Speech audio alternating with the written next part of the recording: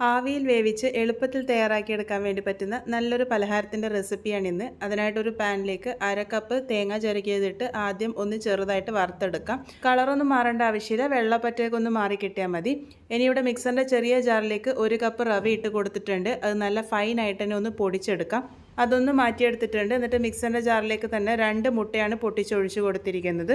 ഇതാദ്യം high സ്പീഡിൽ നല്ലപോലെ തന്നെ ബീറ്റ് ചെയ്തെടുത്തിട്ട് വരാം. അതിനുശേഷം ഇതിലേക്ക് 1/4 കപ്പ് ശർക്കര പൊടിച്ചതാണ് ചേർത്ത് കൊടുത്തിരിക്കുന്നത്.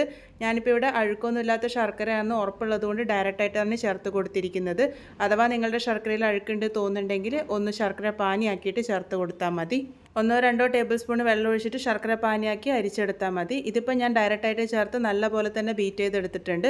ഇനി ഇതിലേക്ക് 2 ടേബിൾ സ്പൂൺ റിഫൈൻഡ് ഓയിലോ ബട്ടറോ ചേർത്ത് കൊടുക്കാം. മണമില്ലാത്ത ഏത് ഓയിൽ വേണമെങ്കിലും ചേർത്ത് കൊടുക്കാം. ലോ സ്പീഡിൽ ഒന്ന് മിക്സ് ചെയ്തെടുത്തതിന് ശേഷം നമ്മൾ നേരത്തെ പൊടിച്ച് മാറ്റി വെച്ചിരിക്കുന്ന റവ കൂടെ ചേർത്ത് നല്ലപോലെ തന്നെ ഒന്ന് മിക്സ് ചെയ്തെടുക്കാം. കൂട്ട് ഒരല്പം കട്ട് ചെയ്തുകൊണ്ട് ഞാനിവിടെ 1/4 കപ്പ് വെള്ളം കൂടെ ചേർത്ത് കൂട്ട് റെഡിയാക്കി എടുത്തിട്ടുണ്ട്. ഇതിലേക്ക് നമ്മൾ നേരത്തെ വറുത്ത് മാറ്റി വെച്ചിരിക്കുന്ന തേങ്ങ കൂടെ ചേർത്ത് നല്ലപോലെ തന്നെ യോജിപ്പിച്ചെടുക്കാം.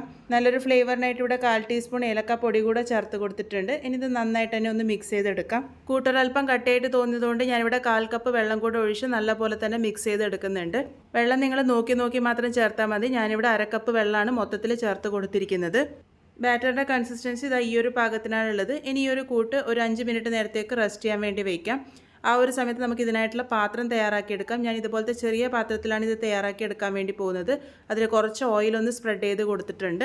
കൂട്ടിപ്പോൾ 5 മിനിറ്റ് നേരത്തേക്ക് റെസ്റ്റ് ചെയ്തെടുത്തിട്ടുണ്ട്. റെസ്റ്റ് ചെയ്തെടുത്തതിന് ശേഷം അഥവാ വെള്ളം ആവശ്യമുണ്ടെങ്കിൽ മാത്രം ചേർത്ത് കൊടുക്കുക. ഇനി ഇതിലേക്ക് ഏറ്റവും അവസാനമായിട്ട് 1/2 ടീസ്പൂൺ ബേക്കിംഗ് സോഡ ചേർത്തിട്ടുണ്ട്. ഇതിൻ്റെ കൂടെ തന്നെ 1/4 ടീസ്പൂൺ വിനാഗിരി കൂടെ ചേർത്ത് നല്ലപോലെ തന്നെ മിക്സ് ചെയ്തെടുക്കാം. ഒരു 2 ടേബിൾ സ്പൂൺ വെള്ളം കൂടെ ഞാനിവിടെ ചേർത്തിട്ടുണ്ട്. ഒരല്പം കട്ടിയായിട്ട് തോന്നിയത് കൊണ്ട് എല്ലാം കൂടെ നന്നായിട്ട് മിക്സ് ചെയ്തെടുത്തു കഴിഞ്ഞാൽ നമ്മളുടെ ബാറ്റർ ഇവിടെ റെഡി ആയിട്ടുണ്ട്. ഒരു നുള്ളു ഉപ്പും കൂടെ നേരത്തെ ചേർത്ത് കൊടുത്തിരുന്നു. ഇപ്പോൾ ബാറ്റർ റെഡി ആയിട്ടുണ്ട്. ഇനി ഇതെങ്ങനെയാണ് തയ്യാറാക്കി എടുക്കുന്നതെന്ന് നോക്കാം. നമ്മൾ നേരത്തെ തയ്യാറാക്കി വെച്ചിരിക്കുന്ന ആ ഒരു പാത്രത്തിലേക്ക് കൂട്ട് 1/4 ഭാഗത്തോളം ഒഴിച്ചു കൊടുക്കാം.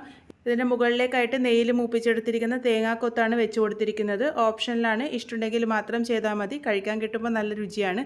ഇനി ഇത് ആവിയിൽ വേവിച്ചെടുക്കാനാണ് പോകുന്നത്. സ്റ്റീമർ നേരത്തെ വെള്ളമൊഴിച്ച് ആവി വരാൻ വേണ്ടി വെച്ചിരുന്നു. നല്ലപോലെ ആവി വന്നതിന് ശേഷം ഈ ഒരു പാത്രം ഇറക്കി വയ്ക്കാം. മീഡിയം ടു ഹൈ ഫ്ലെയിമിൽ വെച്ചിട്ട് ഒരു 15 മിനിറ്റ് നേരം നല്ലപോലെ ആവി കയറ്റി എടുത്താൽ മതി. പാകത്തിന് റെഡിയായി കിട്ടിക്കോളും. ടൂത്ത് പിക്കോ സ്ക്യൂറോ ഉപയോഗിച്ച് ഒന്ന് ചെക്ക് ചെയ്ത് നോക്കുക. നീറ്റായിട്ട് കിട്ടിയിട്ടുണ്ടെങ്കിൽ പാകത്തിന് റെഡി ആയിട്ടുണ്ട്. അല്ലാന്നുണ്ടെങ്കിൽ മാത്രം എക്സ്ട്രാ ടൈം വെച്ചാൽ മതി. ചൂട് നല്ലപോലെ ആറി വന്നതിന് ശേഷം മാത്രം ഇത് ഡിമോൾഡ് ചെയ്തെടുക്കുക. സൈഡിൽ നിന്നൊക്കെ ഇതുപോലെ മാറ്റി നമുക്ക് ഈസി ആയിട്ട് ഡിമോൾഡ് ചെയ്തെടുക്കാൻ വേണ്ടി പറ്റും. അപ്പോൾ റവയും ശർക്കരയും തേങ്ങാക്കൊത്തൊക്കെ ഇട്ടിട്ടുള്ള നല്ല ടേസ്റ്റി ആയിട്ടുള്ള നമ്മളുടെ പലഹാരം ഇവിടെ റെഡി ആയിട്ടുണ്ട്. നല്ലൊരു ഈവനിങ് സ്നാക്കാണ്. എല്ലാവരും എന്തായാലും ട്രൈ ചെയ്ത് നോക്കൂ. ഫീഡ്ബാക്ക്സ് പറയാൻ മറക്കരുത്.